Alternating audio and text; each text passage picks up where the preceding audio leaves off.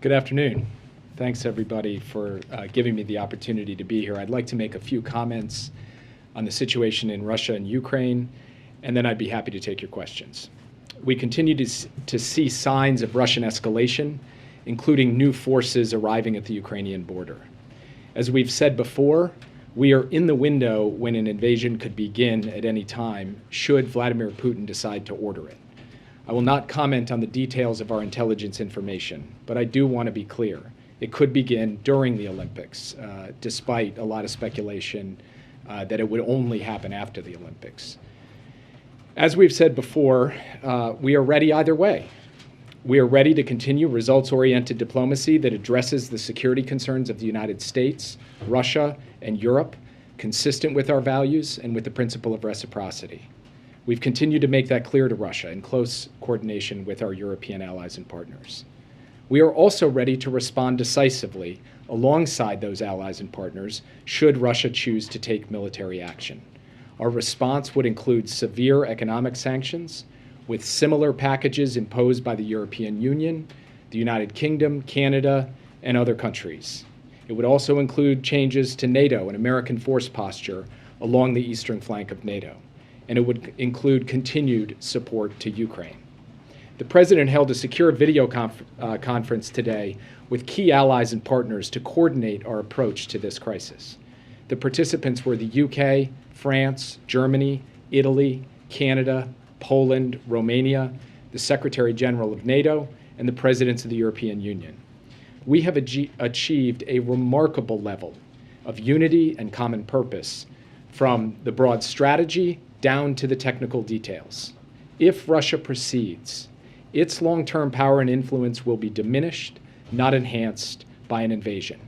It will face a more determined transatlantic community. It will have to make more concessions to China. It will face massive pressure on its economy and export controls that will erode its defense industrial base. And it will face a wave of condemnation from around the world. If, on the other hand, Russia truly seeks a diplomatic outcome, it should not only say so, it should pursue that diplomatic outcome. We are prepared to do that. We have put concrete proposals on the table. They are now out there for the world to see. We're prepared to engage on them and to discuss the principles and parameters of European security with our European partners and with Russia. Whatever happens next, the West is more united than it's been in years. NATO has been strengthened.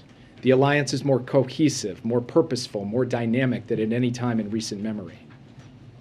In terms of immediate next steps, President Biden and his team will remain in close contact with our allies and partners to coordinate both on the potential for diplomacy and on any response that is necessary should Putin decide to order military action. We are continuing to reduce the size of our embassy footprint in Kyiv, and I now want to take a moment to echo what both President Biden and Secretary Blinken have already said. We encourage all American citizens who remain in Ukraine to depart immediately. We want to be crystal clear on this point. Any American in Ukraine should leave as soon as possible, and in any event in the next 24 to 48 hours. We obviously cannot predict the future. We don't know exactly what is going to happen, but the risk is now high enough, and the threat is now immediate enough that this is what prudence demands. If you stay, you are assuming risk with no guarantee that there will be any other opportunity to leave and no prospect of a U.S. military evacuation in the event of a Russian invasion. If a Russian attack on Ukraine proceeds, it is likely to begin with aerial bombing and missile attacks that could obviously kill civilians without regard to their nationality. A subsequent ground invasion would involve the onslaught of a massive force. With virtually no notice, communications to arrange a departure could be severed and commercial transit halted. No one would be able to count on air or rail or road departures once military action got underway. Now again, I'm not standing here and saying what is going to happen or not happen. I'm only standing here to say that the risk is now high enough and the threat is immediate enough that prudence demands that it is the time to leave now, while commercial options and commercial rail and air service exist while the roads are open. The president will not be putting the lives of our men and women in uniform at risk by sending them into a war zone to rescue people who could have left now but chose not to. So we are asking people to make the responsible choice. With that, I'm happy to take your question.